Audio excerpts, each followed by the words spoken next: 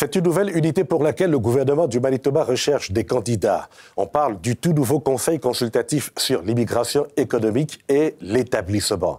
Un comité provincial qui aura pour, entre autres missions, de faire des recommandations en vue de préserver et faire croître la population francophone du Manitoba. C'est évidemment un sujet qui intéresse le Conseil de développement économique des municipalités bilingues du Manitoba.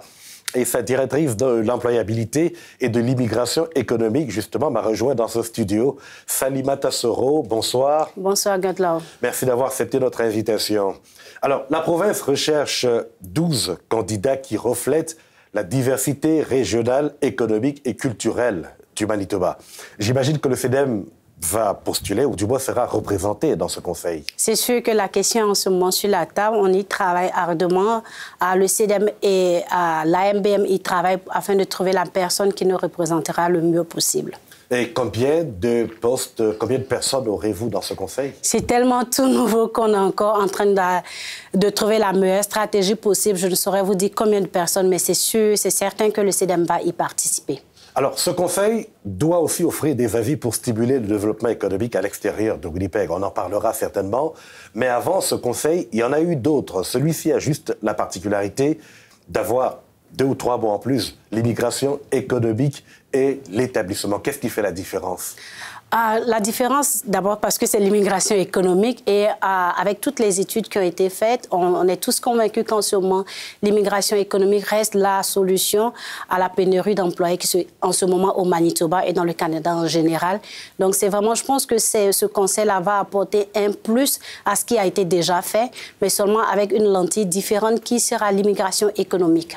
Quand vous dites un plus à ce qui a déjà été fait, on voit bien que en 2022, le gouvernement manitobain a, on va dire discrètement, abandonné ce qui tenait lieu de cible d'immigration, 7% avant. Comment peut-on évoluer? Est-ce qu'on peut avoir ce conseil? Est-ce qu'on peut avancer sans cible d'immigration? Pour la cible d'immigration, le CDM n'a pas été informé de façon officielle que la cible n'existait pas. Mais ce qui est sûr, il y a eu beaucoup de progrès qui a été fait depuis les dernières années. On a pu faire venir plus d'immigrants francophones et c'est vraiment dans le même objectif qu'on va continuer de travailler afin de faire venir le maximum d'immigrants francophones au Manitoba. Parce que cette fois, il n'y a pas, on n'a pas fait le bilan des précédentes entités. On en a une nouvelle. Est-ce que les entités sont la solution ou alors leur bilan, leur mise en œuvre, leur travail sur le terrain? Ce que je peux assurer, c'est que le CDM, s'il est représenté dans ce conseil-là, va faire de son mieux pour que les choses avancent dans la bonne direction. Vous ne l'aviez pas fait avant? On n'était pas forcément, le CDM n'était pas forcément sur le conseil, mais là, on est sûr qu'on va avoir une personne, que ce soit du CDM ou de l'AMBM, qui va être sur le conseil.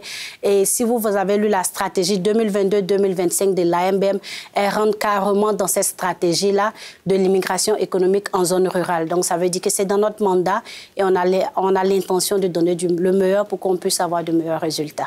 Alors, Salimata Soro, le ministre John Reyes affirme que ce nouveau conseil devra mettre de l'avant des initiatives pour attirer les immigrants et simplifier le programme des candidats du Manitoba. À votre avis, qu'est-ce qui fait blocage au niveau des pays francophones particulièrement? Ce qui fait blocage, il faut dire d'abord qu'il y a un test de langue qui est passé, qui n'est pas forcément évident pour tout le monde. Ce test de langue ne reflète pas vraiment de la capacité des immigrants francophones qui arrivent au Manitoba et au Canada. Donc ça, c'est un premier blocage. Et puis aussi, il faut dire qu'en ce moment, on va essayer de faire une immigration plus ciblée. Le CDM travaille en ce moment avec la province justement pour faire de l'immigration ciblée parce qu'on pense que ça apporterait un nouveau vent au programme des candidats du Manitoba. Et donc, c'est peut-être l'une des idées que vous ferez valoir dans ce conseil consultatif. Oui, exactement. C'est l'intention. C'est l'une des nombreuses idées qu'on veut vraiment faire valoir. On essaie tous d'apporter des solutions et on pense en ce moment qu'une immigration ciblée qui répond vraiment aux attentes des employeurs serait la solution.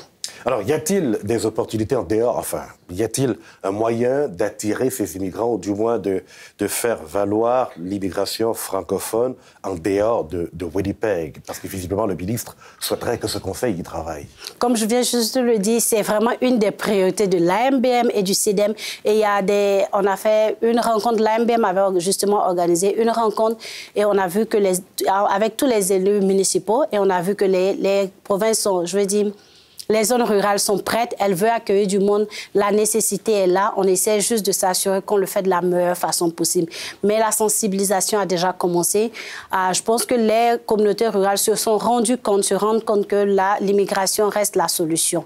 Donc c'est quelque chose sur quoi on travaille et je suis convaincue qu'il y a du besoin dans ces zones-là et l'immigration apportera une solution. Comme quoi, on aura certainement l'occasion de reparler de ce conseil, ce nouveau conseil consultatif sur l'immigration économique et l'établissement. Salimata Soro, merci beaucoup. Merci, God Love. Allez, au revoir. Au revoir.